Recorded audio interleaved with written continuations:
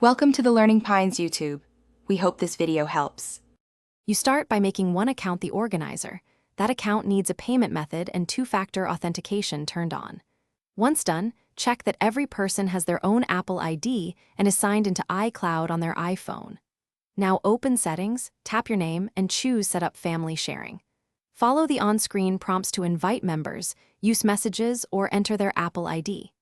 This begins the layout for shared purchases so apps can be shared later. Next, enable purchase sharing so the family can access each other's app purchases. Go to Family Sharing, tap Purchase Sharing, and turn it on. The organizer confirms which payment method will be billed for family purchases.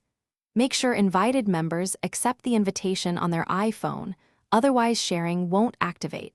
Then verify each person's App Store settings allow shared purchases.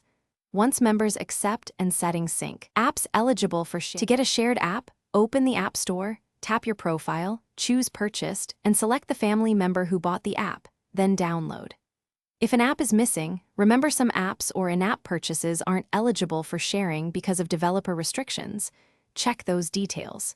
If downloads fail, try signing out and back into iCloud, confirm the organizer's payment method is valid, and make sure all devices use compatible iOS versions and the same App Store region.